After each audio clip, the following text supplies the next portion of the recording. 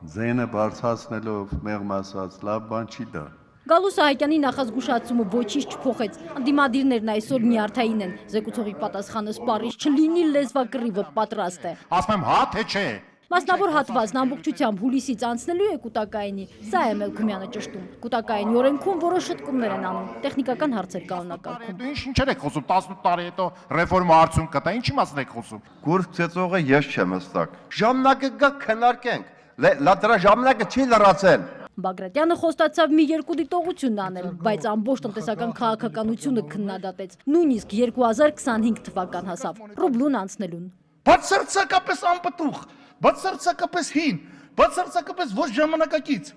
Մենք ձեզ 100 անգամ բացատրել ենք ձեր լողացող քաղաքականությունը սխալ, որովհետև լողալ կարելի է, եթե յակրը ստաբիլ է, յակրը չկա։ Ուղղակի գեղեցիկ հնչում է, բայց դա ոչ մի կապ չունի թեմայի հետ։ Այ քեզ բան, այ քեզ բան։ Այ քեզ բան։ Հանցնենք առաջ։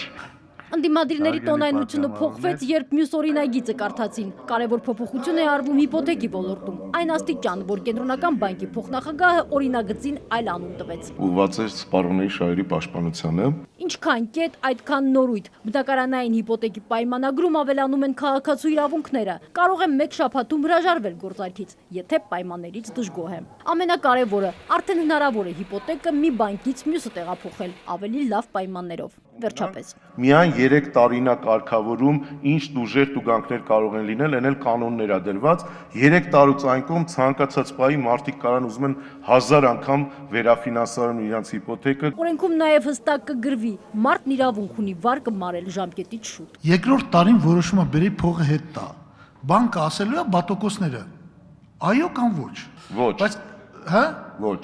չկա տենց բան։ Այսինքն ինքը վճարել է այդ պահին կուտակված տոկոսները, վերջ։ Եթե բանկը խախտի օրենքը հրաժարվի կատարել պահանջները, քաղաքացուն տուժ պիտի վճարի 300,000 դրամ։ Պատգամավորները ոգևորվեցին, տոկոսադրույքներն էլ է պետք նվազեցնել, շատ բարձր է։ Վարկ է, նվեր չի, էլի ձմեր պապիկը չի տալիս։ Այս ամենի ֆոնին վատ լուրել կա։ Օրենքը հետադարձ ուժ չունի։ Քննարկման ընթացքում մի քանի անգամ լույսերը գնացին։ Շարմազանովը մեղքը Բագրատյանի վրա գցեց։ Այնպիսի բաներ է ասում, ֆազերը գցում են։ Շակե Ղազարյան, Արմեն Շահոյան, ժամը լրատվական։